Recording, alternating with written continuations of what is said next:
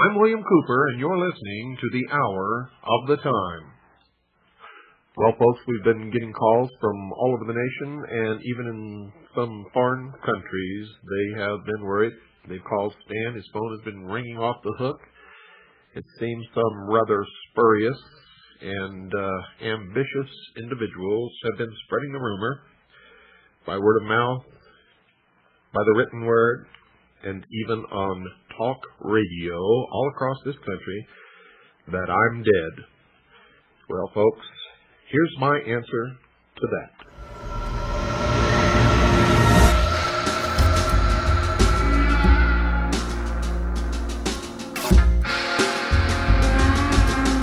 When you walk through the garden, watch your back. Well, I beg your pardon. Walk the straight and narrow track. If you walk with Jesus, save your soul. Gotta keep the devil down in the hole. He's got fire and the fury at his command. You don't got to worry. Hold on to Jesus and we'll be safe from Satan. When the thunder rolls, gotta keep the devil down in the hole. Keep him down the gutter, right? That's all, yo. Oh yeah.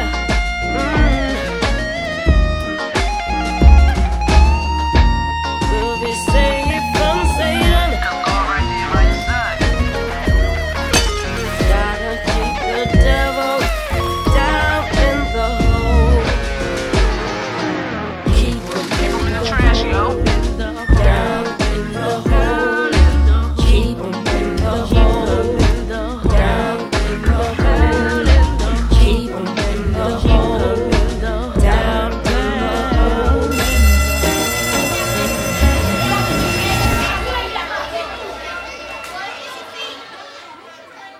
To all of my regular listeners and all the ships at sea around the world, it's me, William Cooper, speaking to you from the dead, where I have indeed seen the light, and I turned it off. One of the most disgraceful acts which stain the annals of the Templars, says even one of their ardent admirers, occurred in the year 1155, when Bertrand de Blancfort, whom William of Tyre calls a, quote, pious and God-fearing man, unquote, was master of the order. In a contest for the supreme power in Egypt, which the viziers bearing the proud title of Sultan exercised under the phantom caliphs, Sultan Abbas, who had put to death the caliph, his master, found himself obliged to fly from before the vengeance of the incensed people. With his harem, his own and a great part of the royal treasures, he took his way through the desert. Well, a body of Christians, chiefly Templars, lay in wait for the fugitives near Ascalon. The resistance offered by the Moslems was slight and very ineffectual. Abbas himself was either slain or he fled, and his son, Nasiruddin, professed his desire to become a Christian. The far larger part of the booty, of course, fell to the Templars, but this did not satisfy their avarice. They sold Nasiruddin to his father's enemies for 60,000 pieces of gold. Now, if you think that's a lot of money in this day and age, It was a veritable king's ransom in that. And they stood by to see him bound hand and foot and placed in a sort of cage or iron latticed sedan on a camel to be conducted to Egypt, where a death by protracted torture awaited him. It was not the Templars alone, folks, who were guilty of arrogance and worse. The Hospitallers had deteriorated from their first fine beginnings, and the annals of both orders are not innocent of unpleasantness, though they are indeed well filled with tales of glory. The Hospitallers, for instance, refused to pay tithes to the Patriarch of Jerusalem, even going so far as to erect immense buildings in front of the Church of the Holy Sepulchre as a practical demonstration of their own importance. And when the Patriarch entered his church, they rang their bells so loudly that he could not make himself heard. There is an occasion recorded when, quote, the congregation was assembled in church, the Hospitallers rushed into it in arms and shot arrows among them as if they were robbers or infidels. These arrows were collected and hung up on Mount Calvary, where Christ had been crucified, to the scandal of these recreant knights. On applying to Pope Adrian IV for redress, the Syrian clergy found him and his cardinals so prepossessed in favor of his enemies, bribed by them, in fact, as was said, that they had no chance of relief, unquote.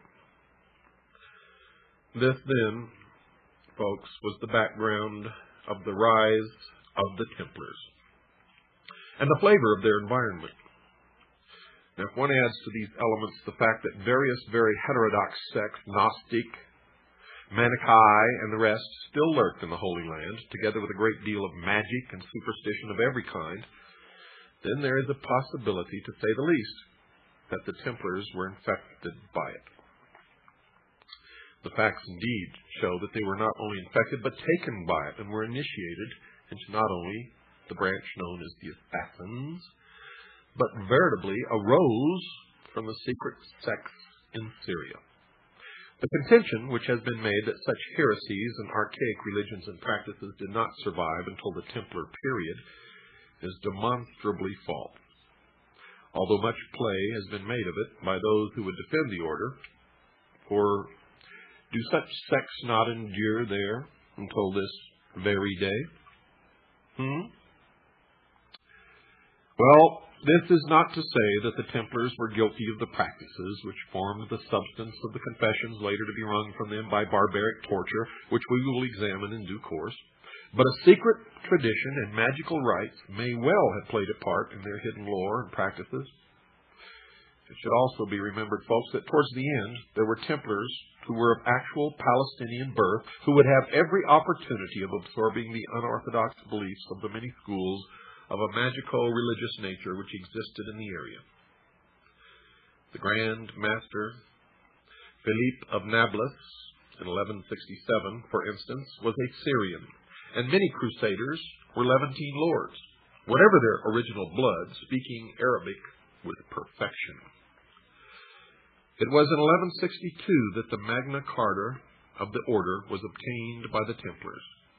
The bull Omne Datum Optimum, often described as the keystone of their power. And through this instrument, they were able to consolidate their authority and preserve their secrets against intrusion. They were to find, too, that it did much to excite the envy of their opponents. Pope Adrian IV had died.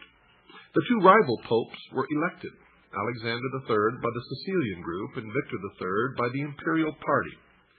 At first, the Templars acknowledged Victor, but in 1161 they switched their allegiance to Alexander. There was probably some sort of secret arrangement behind this, for by January 7th of the following year, the famous bull was issued. By the terms of this document, the Templars were released from all spiritual ties except to the Holy See itself. They were permitted to have special burial grounds in their own houses. They could have chaplains of their own. They had no tithes to pay, which in that day and age was miraculous, and were allowed to receive tithes, which was absolutely incredible. Nobody who had once entered the order could leave it, except to join one with a stricter discipline. The stage dear listeners, was set for clerical hatred of the Templars and Hospitallers, who had similar privileges and in fact were one and the same and still are today, although the advantages to the Pope from the combined support of these two orders could hardly be overestimated. In 1184, an incident occurred which inspired a great deal of distrust of the order, although the rarity of its occurrence should have underlined the fact that it was nothing of much consequence. You see, the English knight Robert of St. Albans left the Templars, became a Moslem, and led an army for Saladin against Jerusalem, then in the hands of the Franks. The charge against the Templars that they were secret Mussulmans or allies of the Saracens does not seem borne out by the fact that Saladin accused them of treacherous truce breaking and other crimes, and unlike his usual chivalrous self, took a solemn oath that he would execute such Templar captives as he could obtain as, quote, beyond the limits of Islam and infidelity alike, unquote. Nor did they make any attempt to invoke any religious bond with Saladin when they were captured. As we know from the Arabic Life of Saladin, written contemporaneously by his secretary, Qadi Yusuf, strong evidence of this is given in the events which followed the terrible Battle of Hattin. 2 years before, Saladin had made a pact with the assassins that they would give him a free hand to continue his holy war against the Franks, which we discussed on an earlier program. On July the 1st, 1187, he captured Tiberias. He attacked nearby Hattin at dawn on Friday, July the 3rd. 30,000 Christians were captured, including the king of Jerusalem.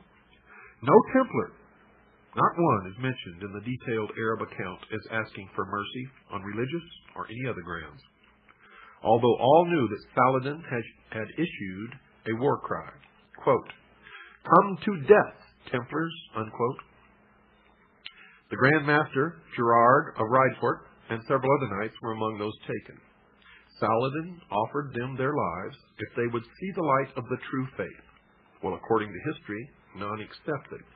And all these knights were beheaded except, admittedly, the Templar Grand Master. Could it be that he did accept the true faith? Or the light of the true faith, as Saladin had put it? A non-Templar, Reginald of Chatillon, tried to invoke the sacred code of Arab hospitality, and other crusaders claimed that they were Muslims and were spared.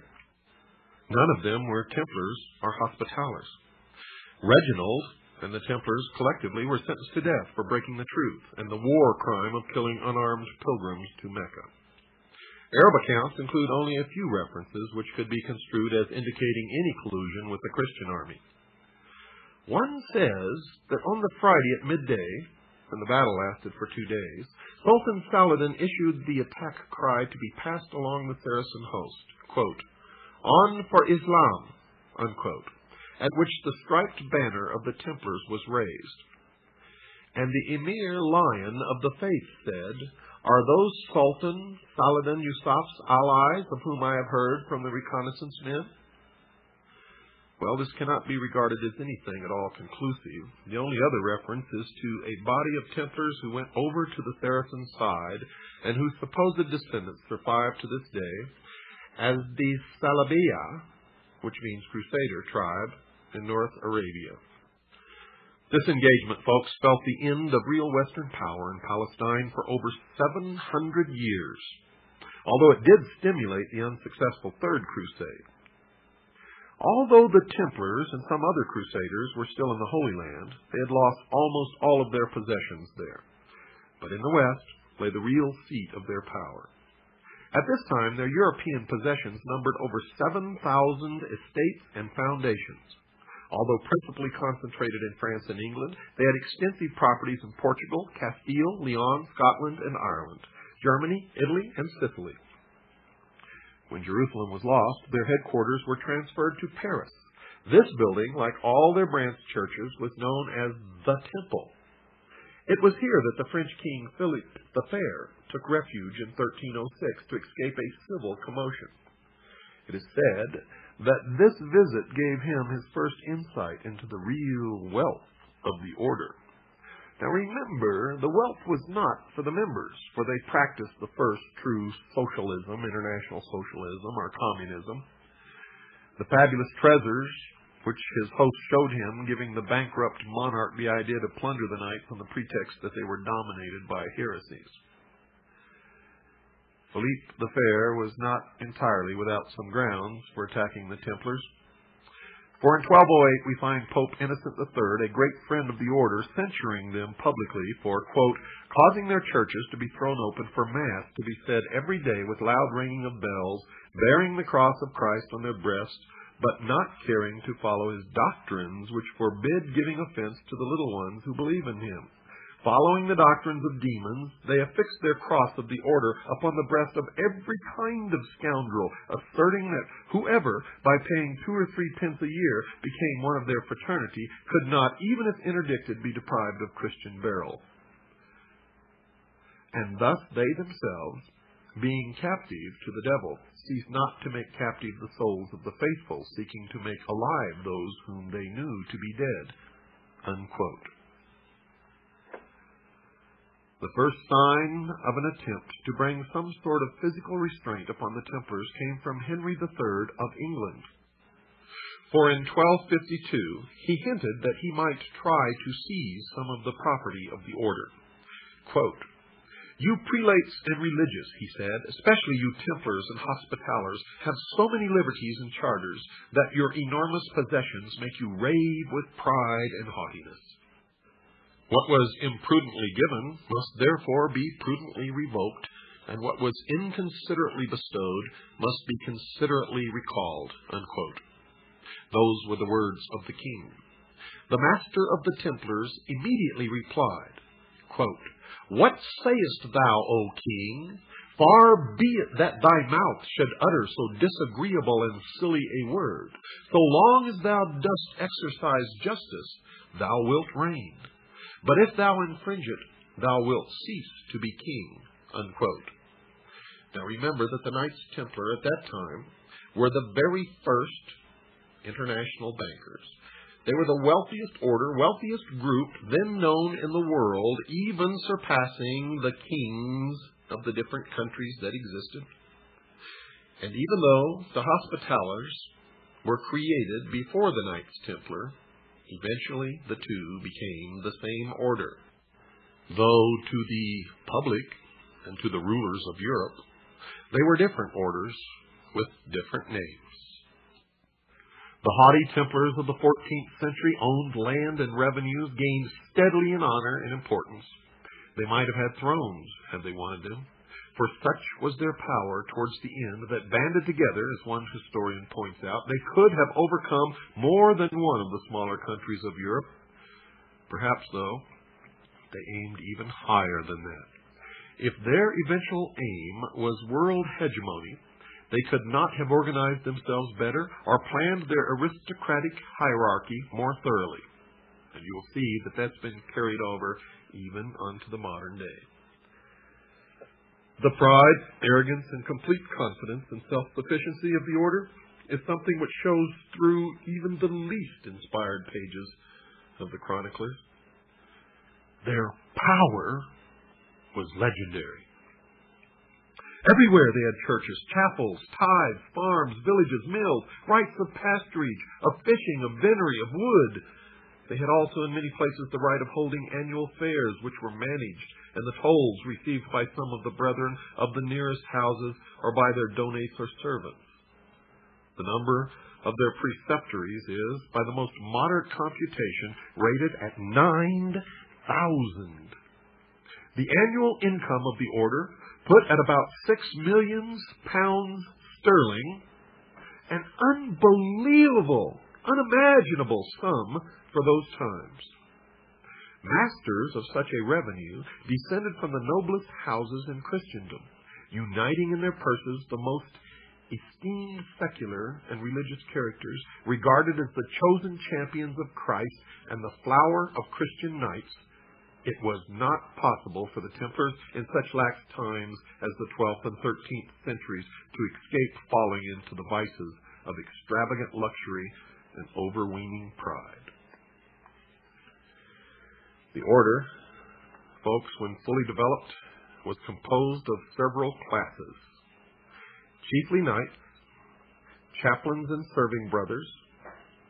Affiliated were those who were attached to the order and worked for it and received its protection without taking its vows. And this affiliation was said to be derived from the Arab clientship association, analogous to blood brotherhood and tribal associations. A candidate for knighthood should prove that he was of a knightly family and entitled to the distinction. His father must have been a knight, or eligible to become one. He had to prove beyond any doubt that he was born in wedlock. The reason for this last requirement was said to be not only religious. There was the possibility that a political head, such as a king or prince, might influence the order by managing to have one of his bastard sons enter it, later perhaps to rise to high rank therein, and finally attaching it to the service of his dominion. The candidate for initiation had to be unmarried and free from all obligations. He should have made no vow nor entered any other order. And he was not to be in debt. Eventually, the competition for admission was so great from eligible people that a very high fee was exacted from those who were to be monk warriors of the temple. All candidates were to be knighted before entry into the order. But the period of probation, which was originally demanded, was before very long entirely abolished. No young man could be admitted until he was 21 years of age, because he was to be a soldier as well as a monk, and this was the minimum age at which he could bear arms. When a new knight was admitted to the order, the ceremony was held in secret. This fact and persistent rumors caused the belief that certain ceremonies and tenets were put into practice which deviated more than a little from the rituals of the church. The ceremony was held in one of the order's chapels in the presence of the assembled chapter alone. The master, or the prior, who took his place in chapels other than those at which he was present, opened the proceedings. Quote, "Beloved brethren, ye see that the majority are agreed to receive this man as a brother. If there be any among you who knows anything of him on account of which he cannot lawfully become a brother, let him say it. For it is better that this should be signified beforehand than after he is brought before us." Unquote. And if no objection was lodged, the aspirant was sent to a small room with 2 or 3 experienced knights to coach him in what he had to know. Quote, "Brother, are you desirous of being associated with the order?" Unquote. If he agreed, they would dwell upon the trials and rigors of being a Templar. They would prepare him for initiation. He had to reply that for the sake of God he was willing to undergo anything and remain in the order for life. They asked him if he had a wife or was betrothed, and he made vows to any other order. Did he owe money more than he could pay? Was he of sound mind and body? Was he the servant of any person? Well, after satisfactory answers, the result was passed to the master. The assembled company was then asked again if they knew anything that might disqualify him, and if none objected, they were asked, "Are you willing that he should be brought in God's name?" The knights answered, quote, "Let him be brought in God's name," unquote. He was now again asked by his sponsors if he still desired to enter the order.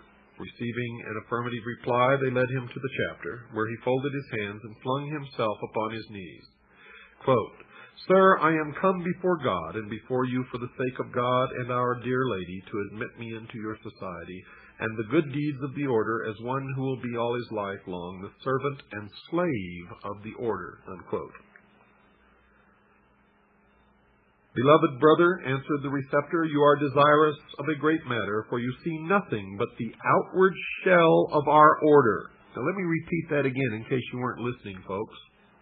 "Beloved brother," answered the receptor, "you are desirous of a great matter, for you see nothing but the outward shell of our order. It is only the outward shell when you see that we have fine horses and rich comparisons, that we eat and drink well and are splendidly clothed. From this you conclude that you will be well off with us, but you know not the rigorous maxims which are in our interior. For it is a hard matter for you, who are your own master, to become the servant of another. You will hardly be able to perform in future what you wish yourself. For when you may wish to be on this side of the sea, you will be sent to the other side. When you will wish to be in Acre, you will be sent to the district of Antioch, to Tripolis, or to Armenia, or you will be sent to Apulia, to Sicily, or to Lombardy, or to Burgundy, France, England, or any other country where we have houses and possessions, where we wish you to do our will.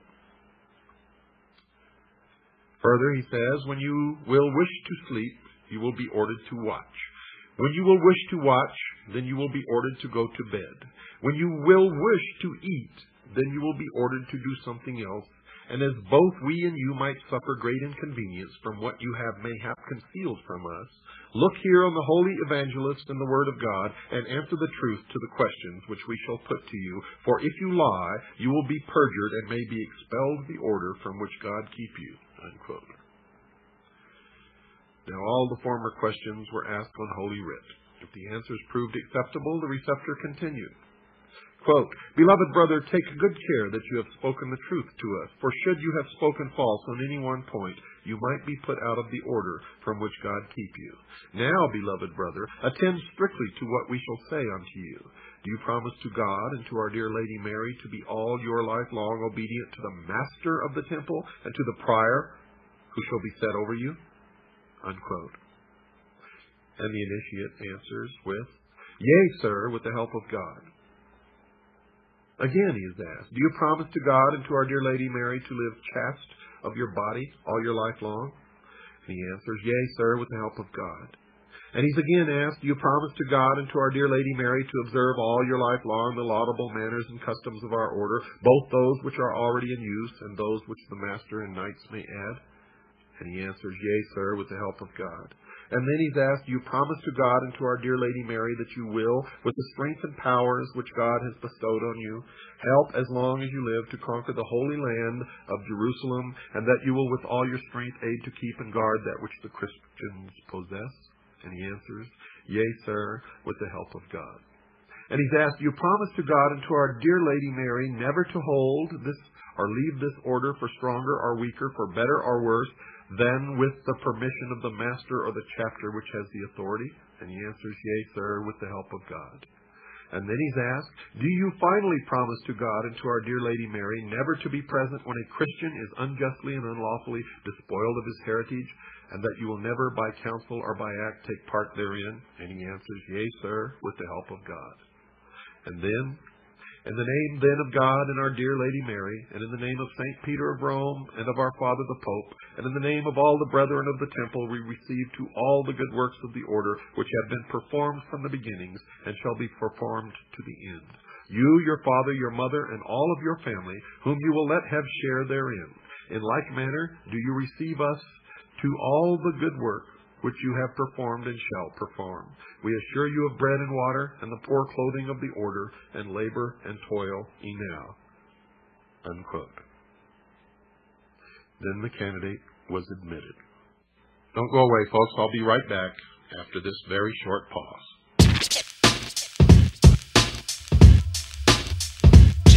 Check it out.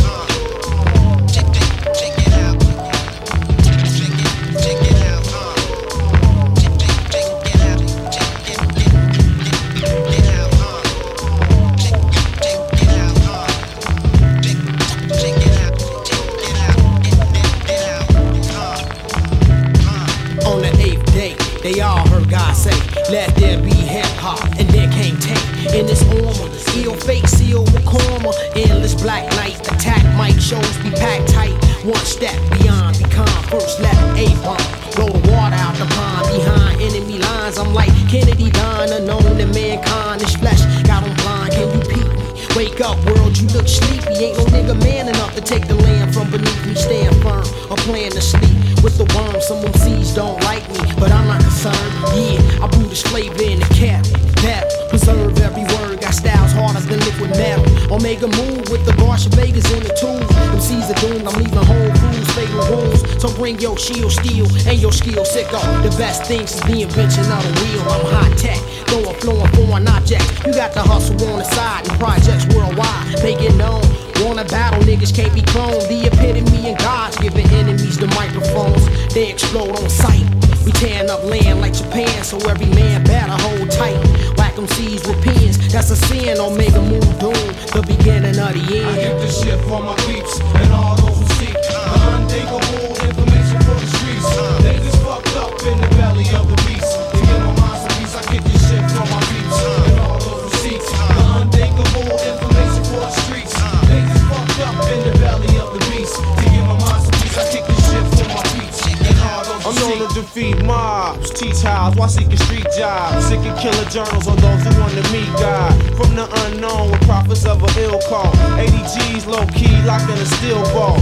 Now that's the combination. Timothy McVeigh type thoughts when react abomination. Spark the L and make a toast. This the foremost. Bumping reggae rhythms by Don Carlos. I'm head testing the red resin. My crew's fed expressing. With good greens, I'm running hood scenes instead of stressing. Them grim cops to watch crop spots. Well, young Jake's up in the lots, dropping down on heads to clock knots. I roam streets on chroma leaks. I used to bone freaks and phone reach, but now my time is spent with tone I get this beats. shit for my peeps and all those who seek the unthinkable information for the streets.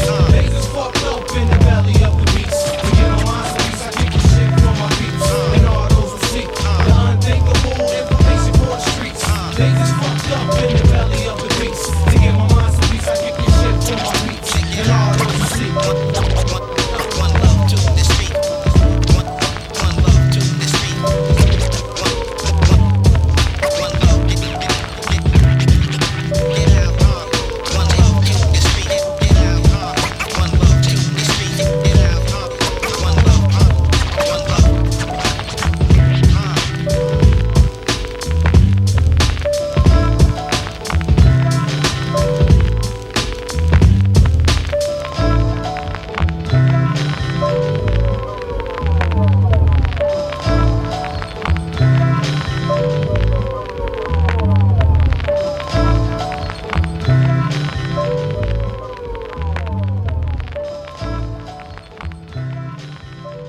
With a joyous celebration, the candidate was admitted. The white mantle with its red cross was placed by the master over the neck of the candidate and clasped firmly by him.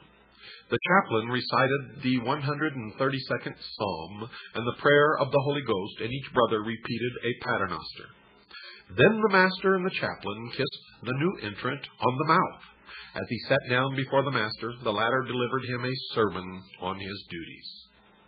Knights were equipped more lightly than other crusaders and were issued with shield, sword, lance, and mace. They were allocated 3 horses each, not one with 2 knights riding, but 3 horses each, plus an esquire who was either a serving brother or a layman, perhaps a youth from a noble family anxious to become a knight in his own turn.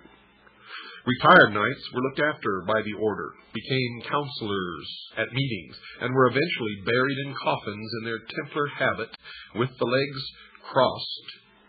Many Templar gravestones show the knight with his feet upon a dog, but most show the crossed thigh bones and the skull, known as the skull and bones. The same skull and bones as the Russell Trust, the Brotherhood of Death at Yale, and the same skull and bones displayed upon the flag of the pirates. It was Philip the Fair of France, bankrupt and fearful of the growing power of the warriors of the temple, who laid the conspiracy for the suppression of the order for all time. It has been hinted that Philip had some forewarning that a plot against the throne was afoot, that the Templars, frustrated in their attempts to win back the Holy Land, were about to turn upon Pope and King alike and try to overcome all Christendom.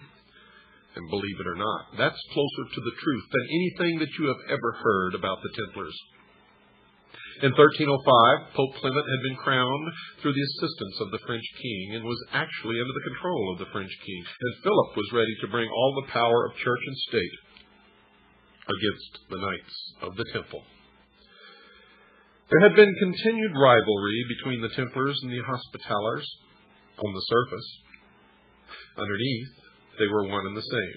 And Clement, 6 months after his enthronement, wrote asking them to visit him for a conference, ostensibly for the purpose of making plans for aiding the kings of Armenia and Cyprus. The Pope was, however, hoping that he could effect a reconciliation between the two orders, which would in turn strengthen his own position as their only ultimate head. William de Villaret, master of the hospital, was fully engaged in an attack upon the Saracens of Rhodes when the invitation arrived, and could not obey it. But Jacques de Molay, Grand Master of the Temple, decided to accept. He handed over the defense of Limassol in Cyprus to the orders martial, collected 60 knights, packed 150,000 gold florins plus much other treasure, and set sail for France. At Paris, de Molay was received with honors by the king who was plotting his downfall. In Poitiers, he met Clement and discussed the possibilities of a fresh crusade. De Molay opined that only a complete alliance of all Christendom could be of any avail against the Moslems, and that the amalgamation of the two orders was not a good idea. The Grand Master returned to Paris, and almost at once rumors began to circulate about certain serious charges to be preferred against the order.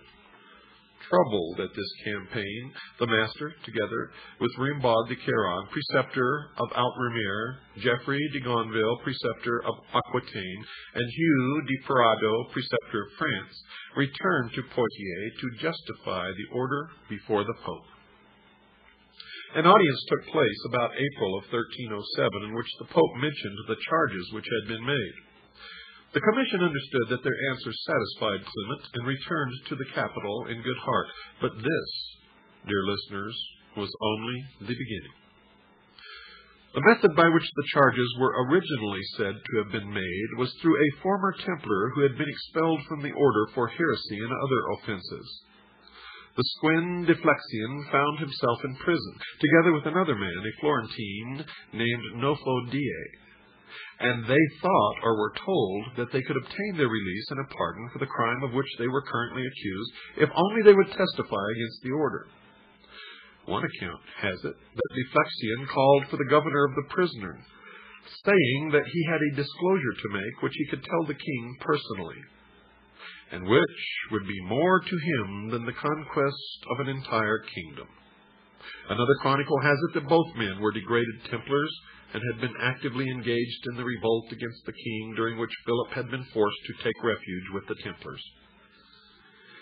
It is further stated that Cardinal Cantilupo, the chamberlain to the Pope, who had been in association with the Templars since he was 11 years old, had confessed some of their doings to his master. 10 main charges were made by de Flexian against the order. 1. Each Templar, on his admission, swore never to quit the order and to further its interest by right or wrong. 2. The heads of the order are in secret alliance with the Saracens, and they have more of Mohammedan infidelity than Christian faith. And proof of the latter includes that they make every novice spit upon the cross and trample upon it, and blaspheme the faith of Christ in various ways. 3. The heads of the order are heretical, cruel, and sacrilegious men. Whenever any novice, on discovering the iniquity of the order, tries to leave it, they kill him and bury the bodies secretly by night. They teach women who are pregnant by them how to procure abortion and secretly murder such newborn children. 4. They are infected with the errors of the Fraticelli.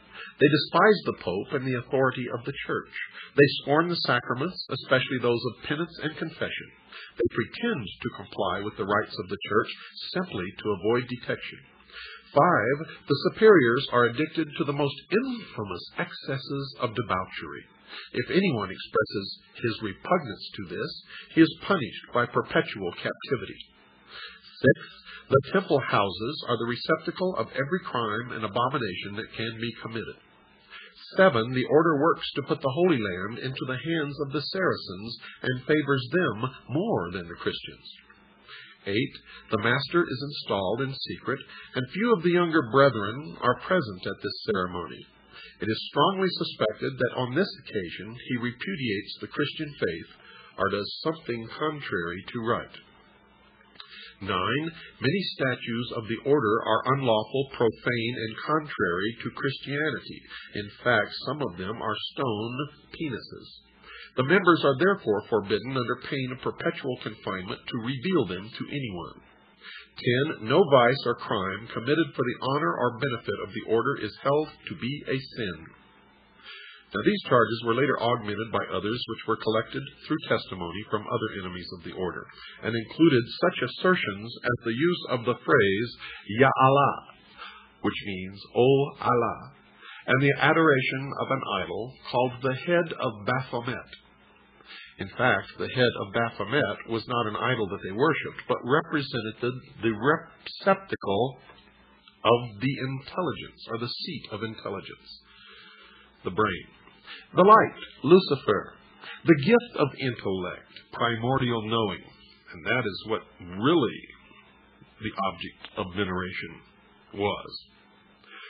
Philip and his advisors prepared in great secrecy for the descent upon this powerful organization, the Knights Templar, and on the 12th of September, 1307, sealed letters were sent to all the governors and royal officers throughout France, instructing them to arm themselves on the 12th of the next month and open the sealed orders, and to act upon them forthwith by the morning of Friday, October the 13th.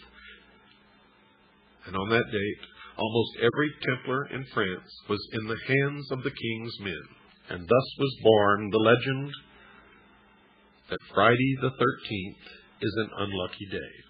And notice that it was October Friday the 13th, the very first October surprise.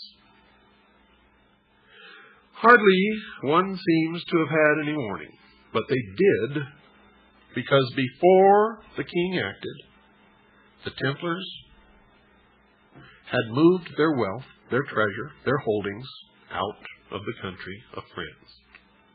On the day before his arrest, the Grand Master had actually been chosen by the king to be a pallbearer at a state funeral. The secret orders had it that all Templars were to be seized, tortured, and interrogated. Confessions were to be obtained from them. Pardon might be promised only if they confessed, and all their goods were to be expropriated. But the only thing that they really got were the actual real estate property held by the Templars in France and nowhere else. None of the gold, none of their wealth, none of their jewels, none of their treasures, none of the relics that they had recovered from the Holy Land were ever found. The king himself took possession of the temple at Paris as soon as the Grand Master and his knights were arrested. The next day, the University of Paris assembled, together with canons and other functionaries and ministers, and the chancellor declared that the knights had been proceeded against for heresy. 2 days later, the university met in the temple, and some heads of the order, including the Grand Master, were interrogated. They are said to have confessed to 40 years' guilt, whatever that means. Now, whether Guimelet and others confessed on that occasion or not, the king was emboldened to publish an accusation in which he called the knights polluters of the air and devouring wolves. A public meeting was called in the royal gardens and addressed by monks and representatives on this subject. Edward II was the son-in-law of the French Philippe, and to him was sent a priest who invited the English monarch to act at once against the order in Britain. Well, Edward almost at once wrote to say that the charges seemed to him to be incredible. But Pope Clement wrote on November the 22nd to London, assuring Edward that the master of the temple had confessed of his own free will, that knights on their admission to the order denied Christ, others had admitted idolatry and other crimes. He therefore called upon the King of England to arrest all Templars within his domains and to place their lands and goods in custody until their guilt or innocence should be ascertained. He condemned them to torture by the Dominican monks under the Inquisition until they confessed their guilt or were dead. Now notice the date, folks. November the 22nd in the year 1307.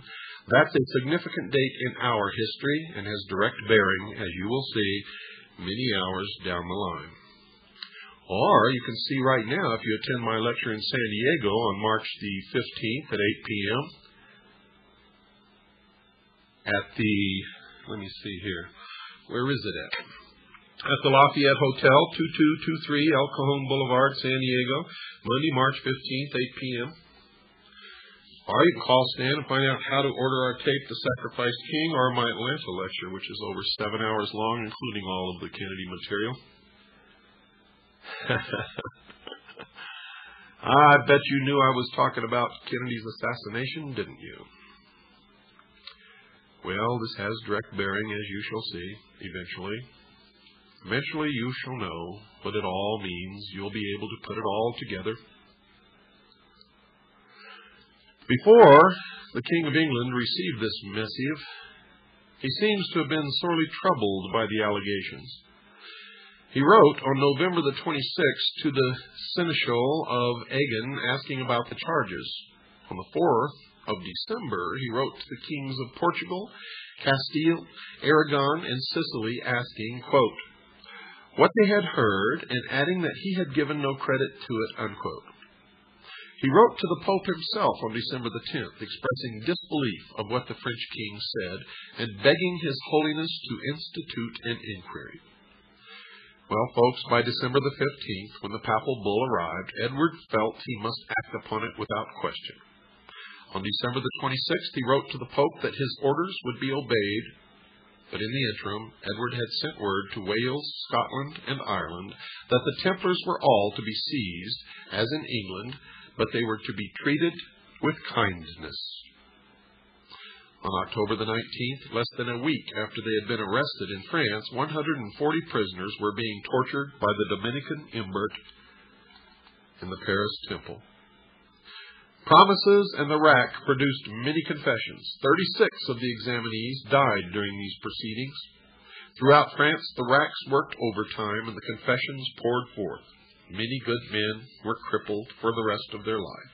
Many of these were contradictory and confused, and perhaps there is little wonder of that.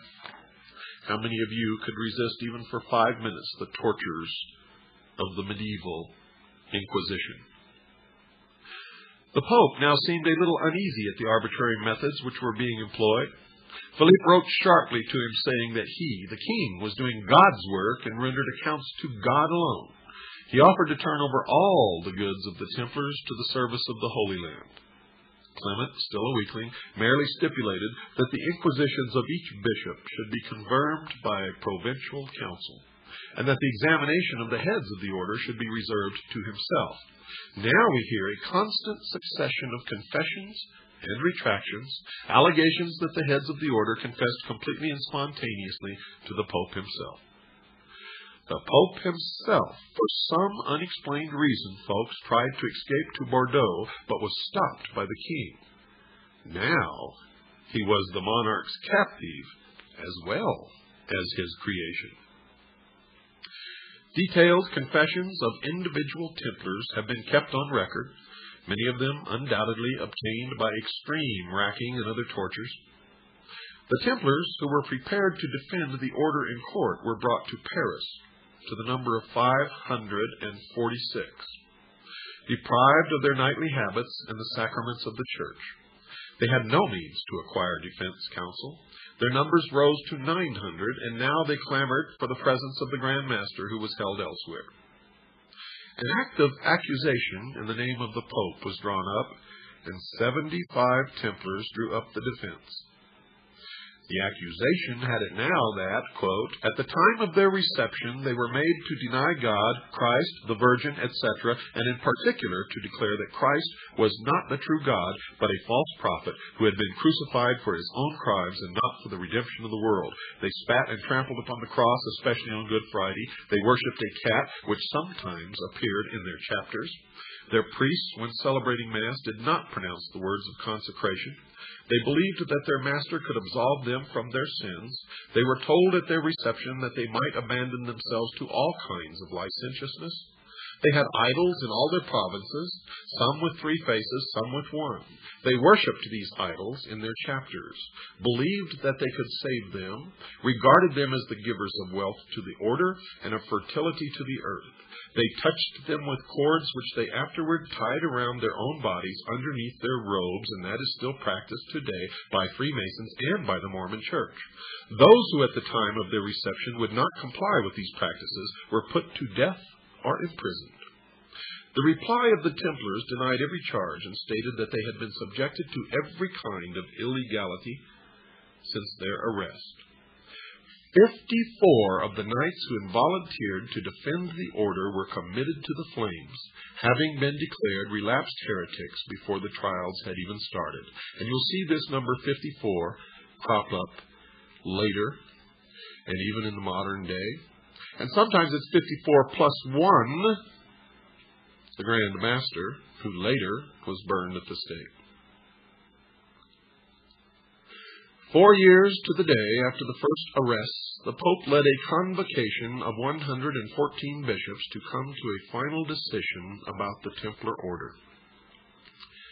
Well, folks, the prelates of Spain, England, Germany, Denmark, Ireland, and Scotland called for the Templars to be allowed to defend themselves. The Pope retorted by closing the session almost at once. He would not hear of it. Out of 1,500 to 2,000 Templars who were in hiding in the vicinity, 9 knights actually came forward to testify for the order. The Pope doubled his guard and sent a message to the king to do the same. As there was still danger from the hidden knights, they were not heard. Only 1 Italian prelate and 3 French ones voted to prevent the order from putting in its defense.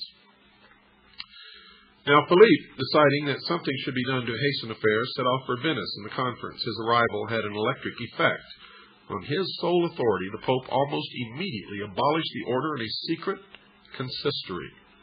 And this was on March the 22nd in the year 1313.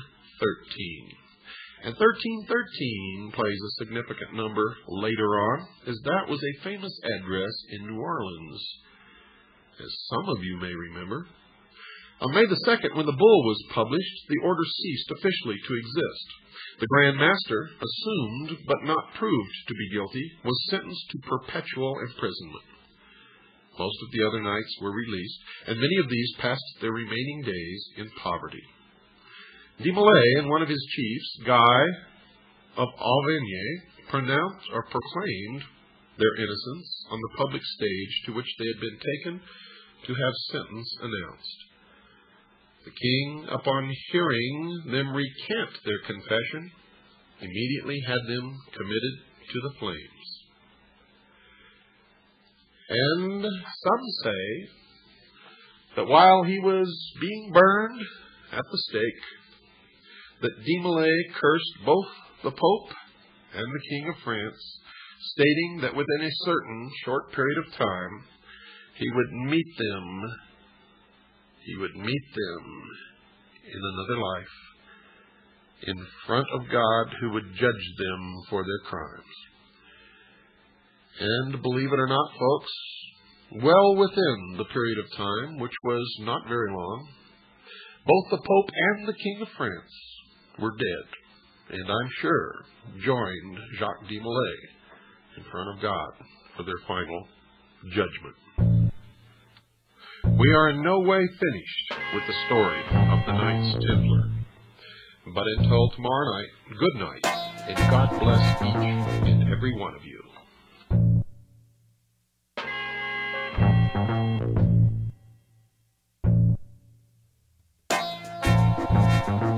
Pushing the pen to perform the perfect paragraphs. My hobby and job as I mob New York from Telegraph. Having you know the half is the entire battle at hand. Used to follow, I can tell by your cattle brand.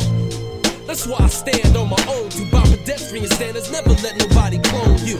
My stunt doubles only nothing but trouble. That's why I walk the streets in the bubble, steady striving for the triple-double. But you don't want them to rub you the wrong way. I'm like an ice cream man on a hot and sunny day. Still no time for frolicking, politicking like Clinton, that's for sure. If Cali brothers know somebody like the San Quentin, itching for freedom, we them dudes that'll get ya out of your problems just like a nice long stretcher.